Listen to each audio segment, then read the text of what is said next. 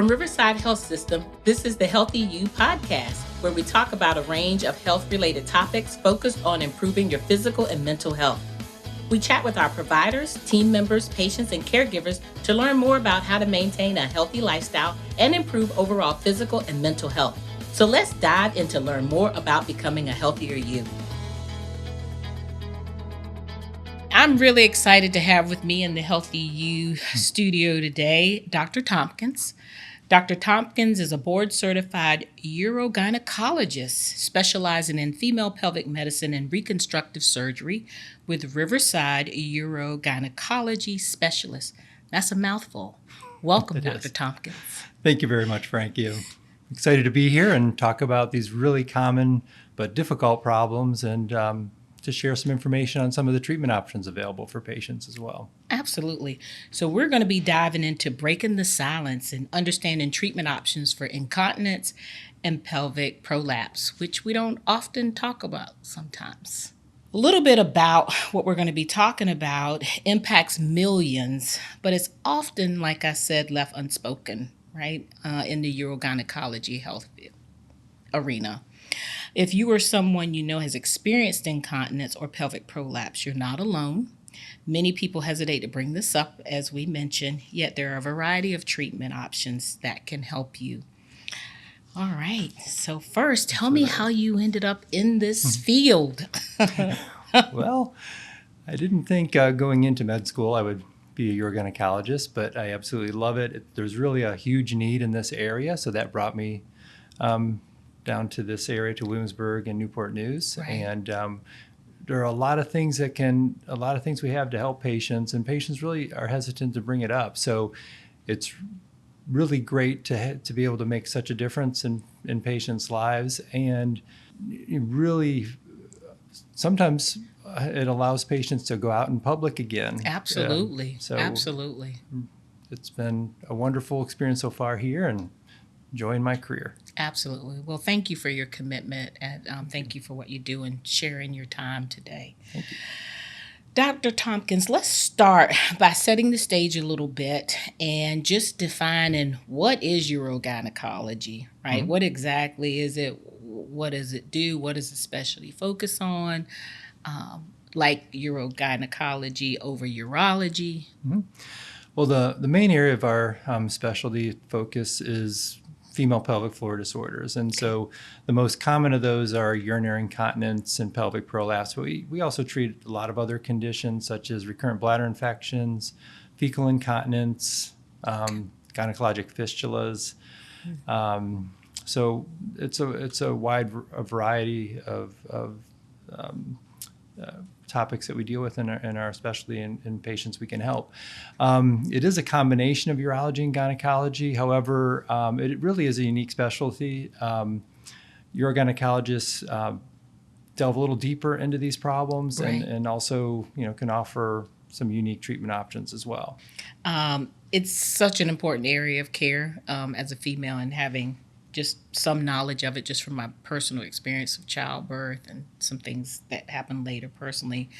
How do you think so many patients, why do you think they hesitate to talk about it and to bring this issue up, especially incontinence or prolapse? I'm glad you asked that question because that is the challenge sometimes. Patients are often hesitant or embarrassed to bring these topics up, especially urinary and fecal incontinence. And other patients feel like maybe it's a normal part of aging, right, or a lot of patients feel like maybe there's not a lot that can be done for it, but nothing could be further from the truth. Right. There are a tremendous number of treatment options that we have available to help these patients, both non-surgical and surgical minimally invasive options that really can make a tremendous impact on a patient's quality of life. And so please bring these issues up if you have them. Just for example, it's not uncommon for me to have a patient that comes into the office and says, I don't go out in public. I'm just afraid I'm going to wet myself. I stay at home all the time, or right, I'm worried I'm going to smell like urine. And we do 10-minute Botox injection or a 30-minute outpatient vaginal sling procedure, and they can go out with their friends for dinner pretty much the very next day without worrying about that. That's great. That's great. So And the other thing to kind of keep in mind is pelvic floor problems are also associated with other conditions: depression, Right. isolation, Yes. sexual dysfunction, vulvar skin problems. It can be a financial burden. Right. I think I was reading about $10 billion are spent on pads and protection per year. Wow. So really important to, as a physician, our obligation is to ask patients this, because some aren't going to offer it voluntarily. So ask patients about it, and then just encourage them to openly discuss it and discuss treatment. So, moving on into common pelvic floor disorders, let's talk about the conditions that you treat specifically, and what are the most common pelvic floor disorders, and how are they typically treated? I mean, you did mention some. Are there other things that are done specifically? Yeah, Okay. there are a lot of treatments for them, and I can go into kind of the most common Yes, problems yes, that we yes, deal with, yes. and what patients experience with them, and then what the treatments may be. So Yes. the most common conditions we deal with are urinary incontinence, pelvic prolapse. Okay. And I'll start with incontinence. Incontinence is leaking of urine. Okay. And so there are two main types of incontinence. Stress incontinence is leaking with some activity, such as coughing, sneezing, laughing, walking, jumping. That's anything that puts pressure on the bladder, that pushes urine out. And that's caused by a weakness in the support and muscles around the urethra, which is a tube coming out of the bladder. Okay. And for that, we have a tremendous amount of conservative options. Pelvic floor exercises can help. Pelvic floor physical therapy. We have specialized physical therapists and nurses that use different techniques to strengthen the pelvic floor muscles, including electrical stimulation. Incontinence pessaries, which are little devices, usually in the shape of a small ring with a little knob on it that pushes up on the urethra that a patient can insert vaginally, that can help. Okay. And then there are non-invasive surgical options as well. So urethral bulking is a 10-minute outpatient procedure, Okay. almost no recovery, where we insert a little scope and do a little injection of a hydrogel that kind of partially blocks that urethra tube to prevent urine from coming out.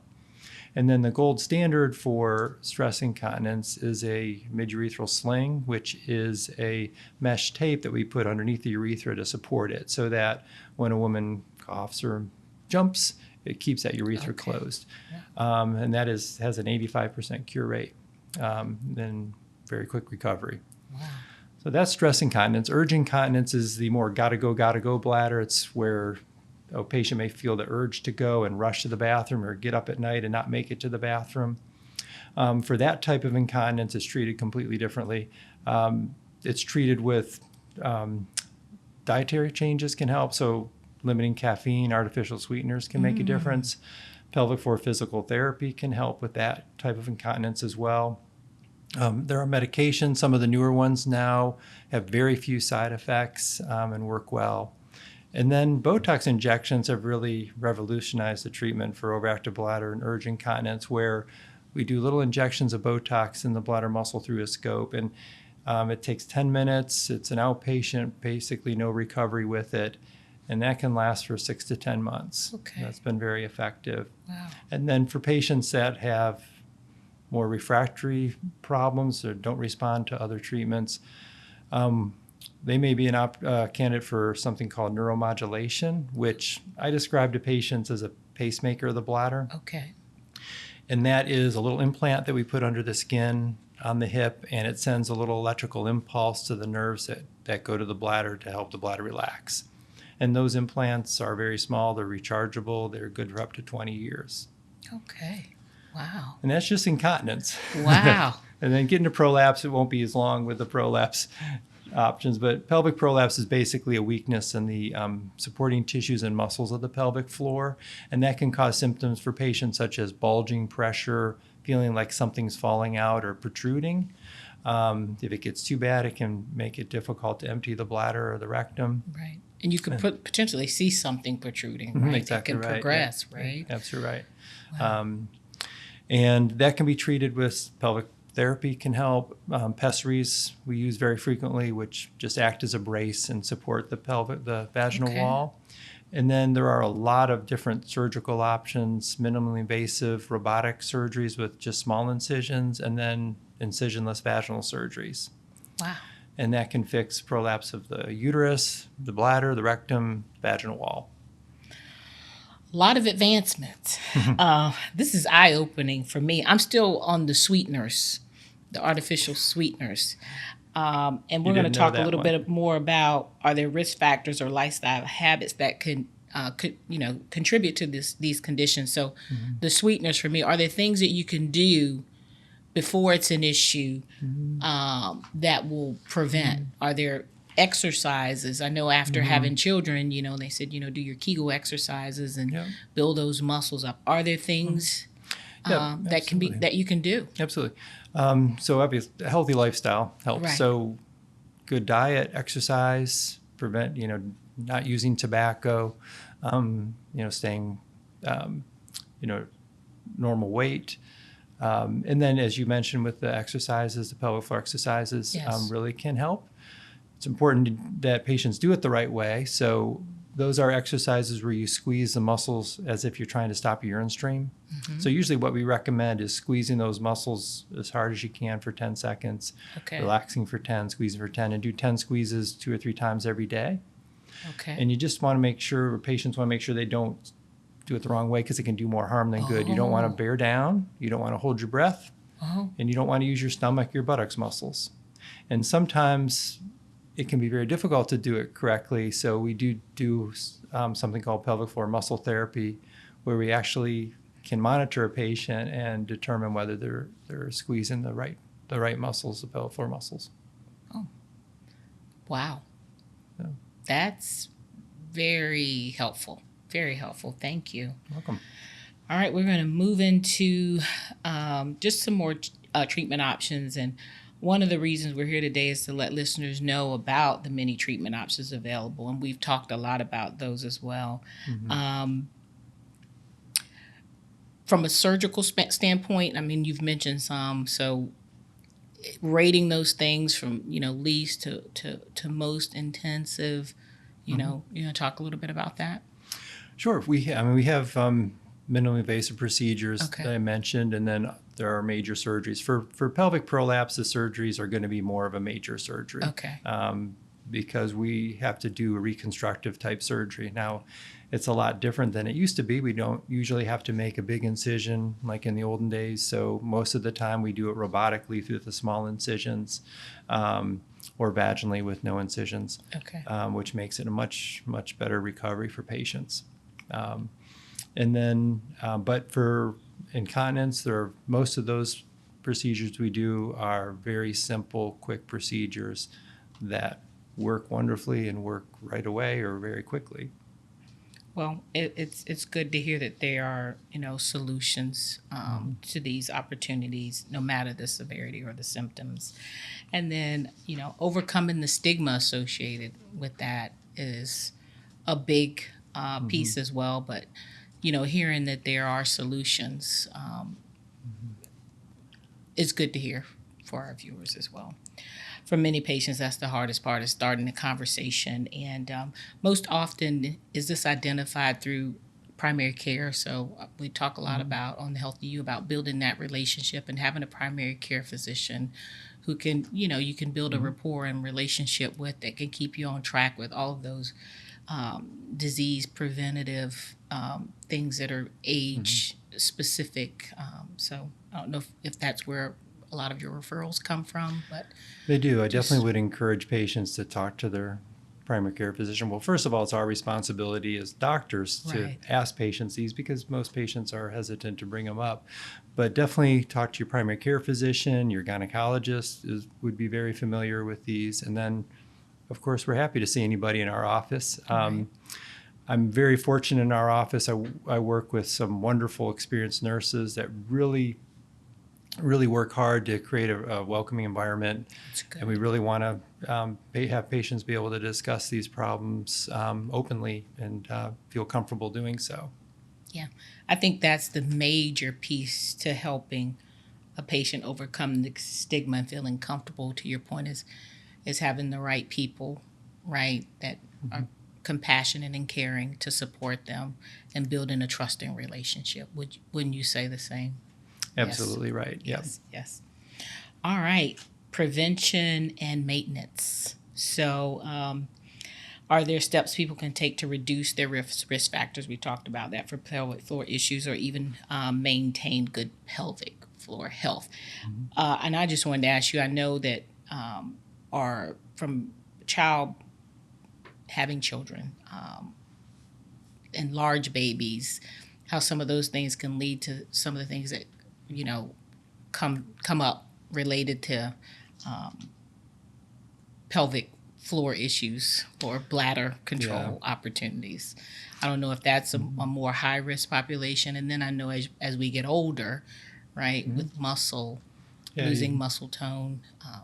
So you mentioned, two big risk factors. Yes. Having babies, which they're definitely worth it, but it can kind of start that injury of the pelvic floor, especially when they're large babies or you have episiotomies or tears. Yes. And then there are other risk factors, like you said, age. Genetics has a big is a big factor. If a patient has a first degree relative with pelvic prolapse, they have a 2.5 times chance of having that. I did not so know that that. is. Yes. And obesity, tobacco, and then constant straining. So anyone who has chronic constipation should get that treated, because that over time just can put a lot of pressure on the pelvic floor. That's great information. But the most important thing too is everybody's at risk, because 50 to 60% of adult women have urinary incontinence, and 40% of women will have pelvic prolapse sometime in their life. So it's Okay, so very common problems. Very common, but what's helpful is that you shared some really great information on prevention. So starting some of those things or decrease the impact of. Also, I notice even for myself, and I don't know if others experience this. If you're doing something and you're excited, you tend to go to the bathroom more often. Is that an excitable bladder, or would that be associated with stress? Well, it's both. I mean, it's an overactive bladder. Okay. And it just means your bladder is contracting when you don't want it to, and there are certain things that can trigger it. Like if Stress, you're nervous, anxiety, or you're nerves, the moment caffeine, you're going to go. A lot of different things, dietary things. Okay. So sometimes it happens without a trigger, but that's pretty common for that overactive bladder to be triggered from stress. Okay. That's very helpful. Well, thank you for all that you do, and thank you for taking time out of your busy schedule to come and talk with us, and you're welcome to come back anytime. It's clear that there's hope, there's treatments option available, and there's support. So thank you so much.